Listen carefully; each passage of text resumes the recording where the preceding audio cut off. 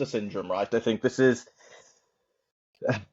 I was quite shy when I first came into telesales, coming into the summit organizing piece, and I read a lot of books about pushing myself outside my comfort zone and being comfortable with that discomfort. Some people sort of assume that doesn't happen to successful people. Again, on our managing expectations piece, is there times when you felt or being able to push yourself to feel comfortable in uncomfortable situations and environments along the way? Sure.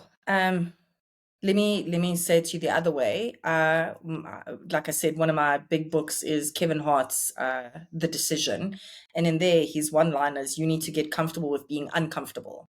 If you find yourself in a Mm, space where you're comfortable, then you're not doing enough, or you're gonna get mm, complacent. So I am not one of those people that's adverse to change. I thrive in change. If things are stagnant for too long, I get mm, uncomfortable. Um, that does not mean that I don't suffer from imposter syndrome. I can tell you, for every part of my career, including today, I don't feel capable of doing the job. I don't feel like I'm ready to do the job. And I don't believe that anybody is ever ready to do the job until you're in the job and learn to gain experience. I think it's the same thing with anything in life.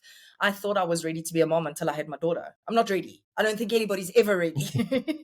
um, but the more you do it, the more you learn to get ready, right? The more you gain experience in anything, the more you get to do it. And nobody yeah. gains experience by doing day one of the job. You have to do the job to gain experience. So I think you have to learn to live with being uncomfortable. If you start to become comfortable, it's time to change. It's time to move on.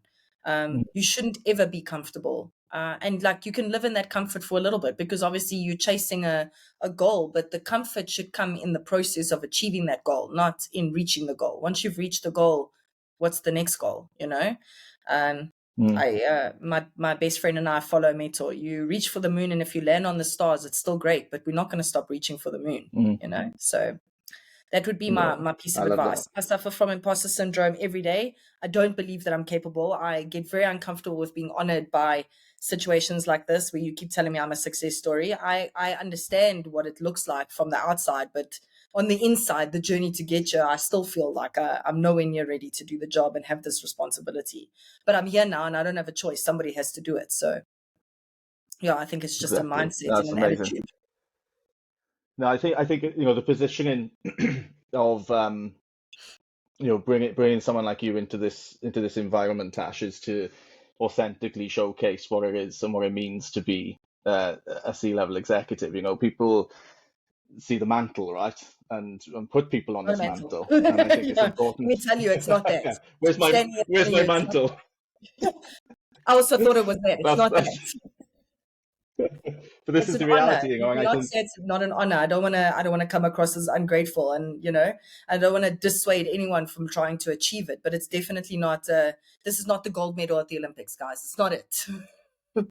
yeah, exactly, and I said this is what I want to I want to make sure that we're highlighting from this is that it isn't all bells and roses and daisies, right? It's tough at the top, and I think everyone's aware of that. But there's a lot of affinity with the challenges that people have along the way, and some of these things that happen along the way can diminish that dream. And I just think it's really important to show that you have to show that resilience and that self-confidence and that ability to push yourself outside your comfort zone to achieve, Absolutely. right? The same way we're pushing organizations to be cyber resilient. And what does resiliency mean? It doesn't mean implement a zero trust and never have an incident. That's not what it means.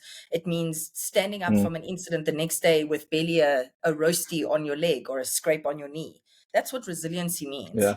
It's the same thing in this role. You have to be resilient in taking 500 no's before you get a yes.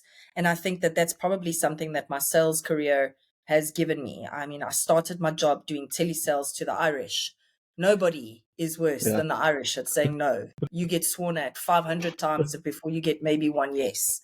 So you have to be built to take the no's. And I think that that's what this job is. When you are Agreed. living in incidents and being attacked 500 times in a minute every day, all day, and still having to see the wood from the trees. That's how you do it. You have Mm, to get up, and your knees get scraped every day, but you have to get up, and you have to get yourself up. Nobody's going to get you up for you. I think that's the other part of this is we always Mm, assume somebody else's responsibility. It's somebody else's. My company will recognize me. No, you must go and put your name at the front of the line. That's what you've got to do. You've got to get up and you've got to do it your mm, damn self, you know?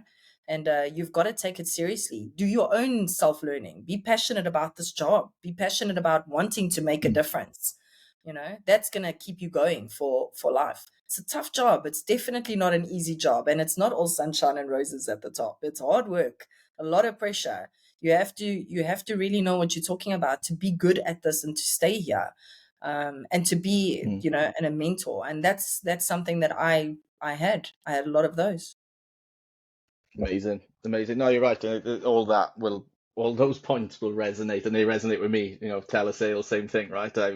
I love a no because it gives me an opportunity to turn it into a yes, and that's not salesy. That's like understanding why someone's saying a no to you and appreciating why they're saying a no and giving a no. I think that's Yeah, how I've managed to get where we are with the alliances, right? Because I'm fearless when it comes to rejection, and it's a great trait to have because I can't exactly. remember the last time I blushed when someone said no, and it's great. You remember those first no's, and you're blushing, and your blood's getting warmer, and you're getting shivers down your back, and you feel like a bit of a lemon. They are perfect for your career development and your personal development.